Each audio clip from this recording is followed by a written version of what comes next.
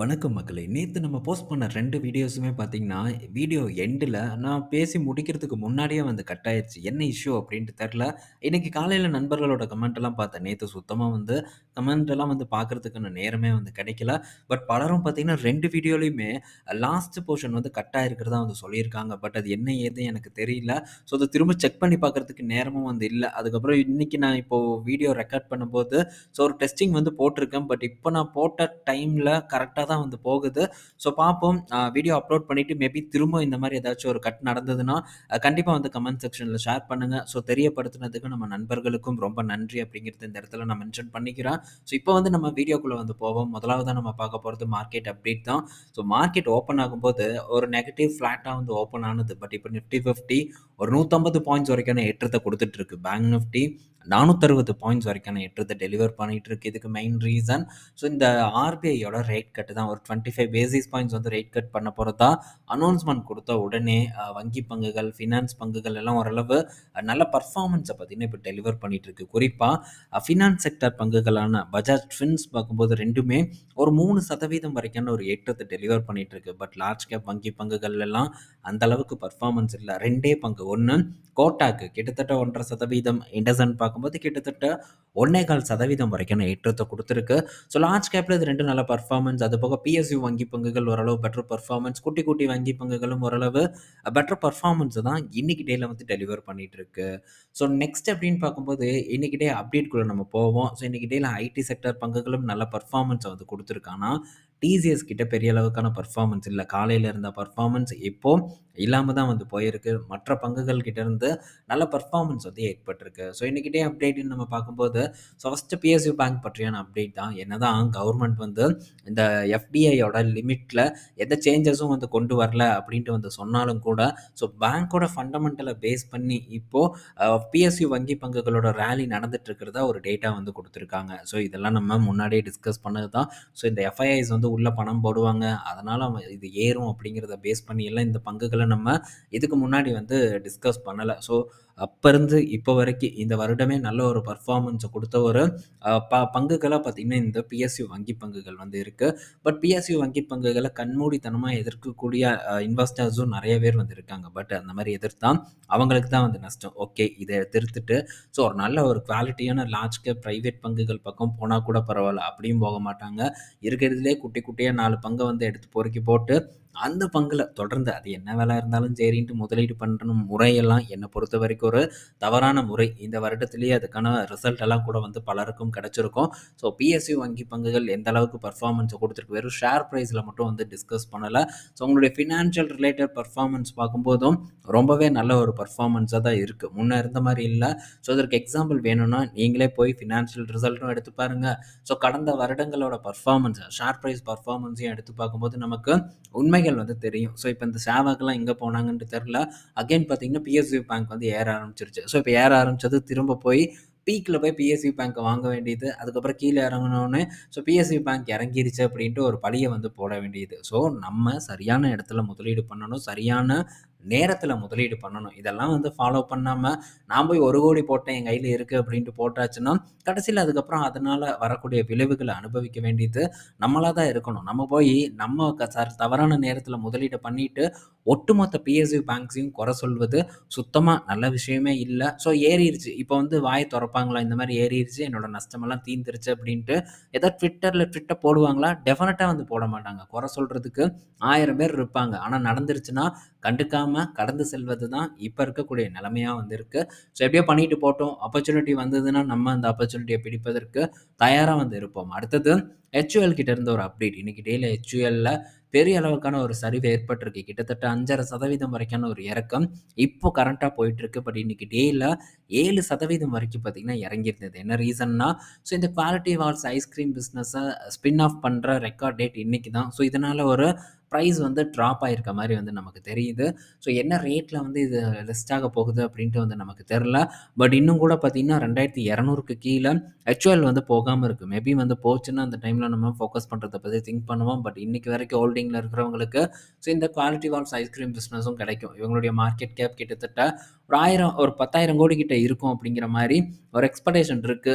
இன்னும் சில நாட்கள்ல பார்த்தீங்கன்னா, இந்த குவாலிட்டி வால்ஸ் லிஸ்ட் ஆயிரும். லிஸ்ட் ஆகும்போதே நல்ல லிஸ்டிங் கெயின்ல லிஸ்ட் ஆகுதாங்கிறத நம்ம வெயிட் பண்ணி பார்ப்போம். அடுத்தது பார்த்தீங்கன்னா, நண்பர்கள் மீஷோ ஐபிஓ பத்தி கேட்டாங்க. இன்னைக்கு தான் லாஸ்ட் டேட்டு. மீஷோ ஐபிஓ நான் இப்ப தான் வீடியோ ரெக்கார்ட் பண்றதுக்கு முன்னாடி அப்ளை பண்ணிட்டு வரேன். யுபிஐ மேண்டேட் கேட்டுச்சு. அதையும் குடுத்தாச்சு. பட் இருந்தாலும் அது கிடைக்குங்கிற நம்பிக்கை எனக்கு சுத்தமா இல்ல. ஏன்னா, இப்ப தான் இந்த ஐபிஓ எக்ஸாக்டோ அப்படிங்கிற ஒரு எஸ்எம்இ ஐபிஓ அப்ளை பண்ணேன். சரி கிடைக்குமா அப்படின்ட்டு பார்க்கறதுக்கு. பட் எஸ்எம்இ ஐபிஓ எனக்கு கிடைக்கல. இந்த ஐபிஓவும் டெஃபினட்டா கிடைக்காது அப்படின்னு எனக்கு தெரியும். ஏன்னா, ரீசென்ட்டா தான் எல்ஜி கிடைச்சது. அதனால இதெல்லாம் இன்னும் கிடைக்காது. இன்னும் ஒரு 6 மாசம் கழிச்சு தான் நமக்கு ஐபிஓ அலாட்மெண்ட்டே ஏற்படும். பட் இருந்தாலும் நான் ட்ரை பண்ணியிருக்கேன். மீஷோ லிஸ்டிங் கெயின் நல்லா இருக்கு. அந்த பேஸ் பண்ணி தான் நான் அதான் இந்த ஐபிஓல பணத்த போட்டிருக்கேன். பட் லிஸ்டிங் கெயினோ, லிஸ்டிங் லாஸோ மேபி கிடைச்சதுன்னா, கிடைச்ச டேட் அன்னைக்கே பார்த்தீங்கன்னா குடுத்துட்டு, இதிலருந்து நான் டெஃபினட்டா வெளிய வந்துருவேன். அடுத்தது ஐடிசி ஹோட்டல்ல இன்னைக்கு பிளாக் டீல் நடந்திருக்கு. கிட்டத்தட்ட 3586 கோடி. நேத்து நைட்டே இதுக்கான டேட்டா வந்துருச்சு. இந்த பேட் தான் விக்கிறதாவும் ஒரு டேட்டா வந்தது. அவங்க பார்த்தீங்கன்னா, இப்ப வித்திருக்காங்க.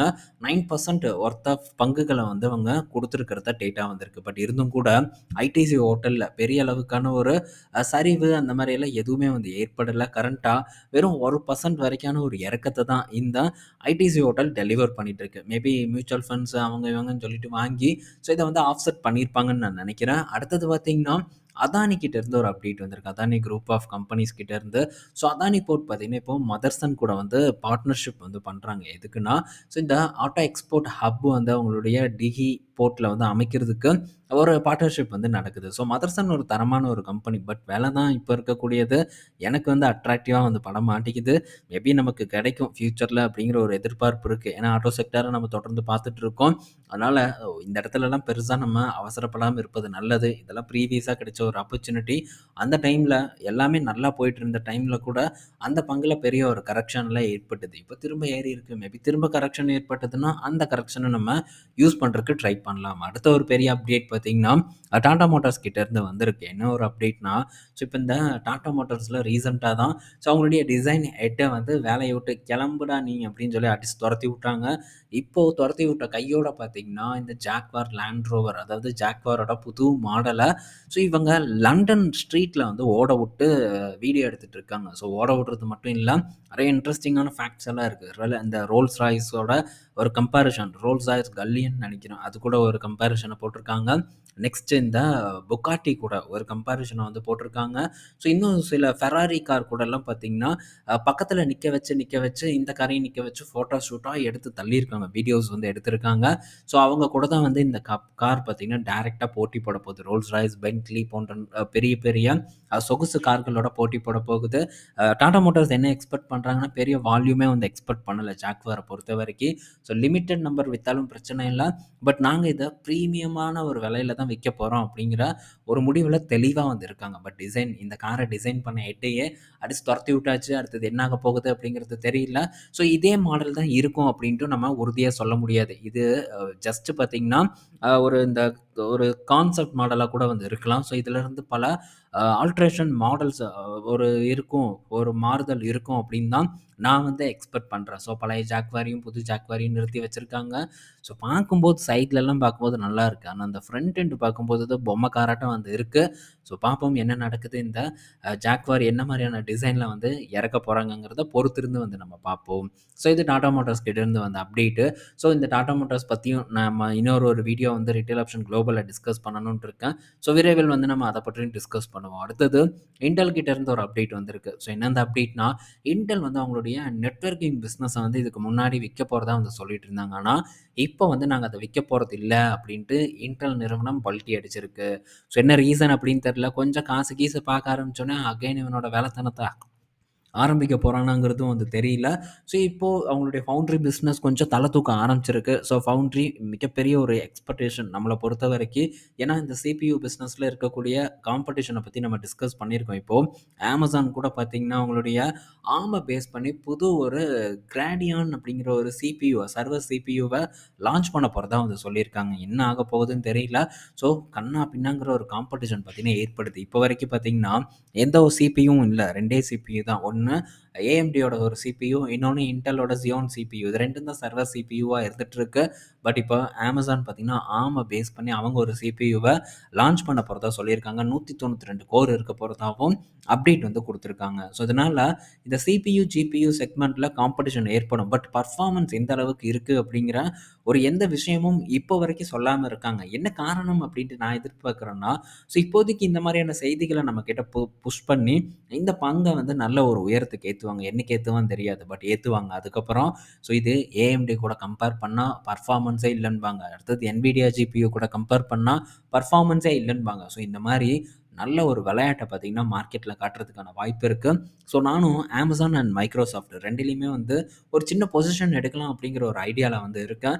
ஸோ மேபி எடுத்தேன்னா அந்த அப்டேட்ட உங்க கூட நான் ஷேர் பண்றேன். ஏன்னா ஷார்ட் டெர்ம்ல இன்னொரு இது 2ம் தான் பெரிய ஒரு பெர்ஃபார்மன்ஸ குடுக்காம இருக்கு. குடுக்குமோ அப்படிங்கிற ஒரு எதிர்பார்ப்பு எனக்குள்ள வந்து இருக்கு. ஸோ அதனால வெயிட் பண்ணி நம்ம பார்ப்போம். ஒரு ஒரு வாய்ப்ப நான் வந்து எடுத்தேன்னா, கண்டிப்பா அந்த அப்டேட்ட உங்க கூட நான் ஷேர் பண்றேன். ஸோ இப்போ வரைக்கும் யுஎஸ் மார்க்கெட் ஒரு இன்வெஸ்ட்மென்ட்ங்கிறது ரொம்ப நல்லாவே வந்து போயிட்டுருக்கு. ஸோ விரைவில் Zerodha கொண்டு வரணும் அப்படின்னு நான் நெனைக்கிறேன். கொண்டு வந்தாங்கன்னா, அடுத்த கட்டம் நம்ம வேற சில விஷயங்களெல்லாம் வந்து பண்ண போறோம். அதெல்லாமே வந்து நம்ம பின்னாடி வந்து பார்ப்போம். ஸோ இந்த வீடியோல பல இன்ஃபர்மேஷன் பத்தி டிஸ்கஸ் பண்ணியிருப்போம். பயனுள்ளதா இருக்கும்னு நான் நெனைக்கிறேன். ஈவினிங் நம்ம இன்னொரு ஒரு வீடியோல மீட் பண்ணுவோம். பாய் மக்களே!